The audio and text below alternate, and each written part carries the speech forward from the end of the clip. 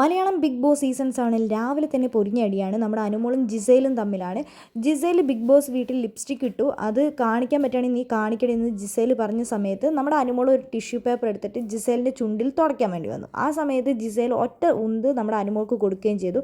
അതിനുശേഷം ജിസയിൽ കംപ്ലയിൻറ്റ് ചെയ്യുന്നത് എൻ്റെ ലിപ്സ്റ്റിക്ക് തുടയ്ക്കാൻ വേണ്ടി എൻ്റെ ചുണ്ട് ഇങ്ങനെ കാണിച്ചു, അങ്ങനെ കാണിച്ചു, ബിഗ് ബോസ് ഇത് ആക്ഷൻ എടുക്കണം എന്നൊക്കെ പറഞ്ഞുകൊണ്ട് ജിസേലിൻ്റെ കൂട്ടരെല്ലാം പ്രതിഷേധമായിട്ട് രംഗത്തെത്തുകയും ചെയ്തു.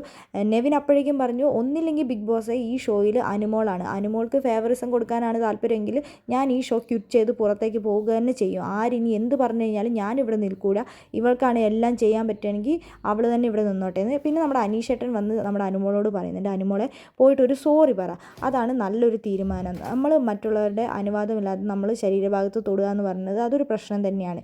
സോറി പറഞ്ഞു കഴിഞ്ഞാൽ അനുമോളുടെ ക്വാളിറ്റി കൂടുകയുള്ളൂ, എൻ്റെ ക്വാളിറ്റി കൂടുക കുറേ എന്തെങ്കിലും ചെയ്തോട്ടെ ചേട്ടാ, ഞാൻ സോറി പറയാൻ തയ്യാറാണെന്ന് അനുമോൾ പറയുന്നുണ്ട്. എന്നാൽ പോയിട്ടൊരു സോറി പറ, എന്നാൽ ആ പ്രശ്നം അവിടെ തീർന്നു.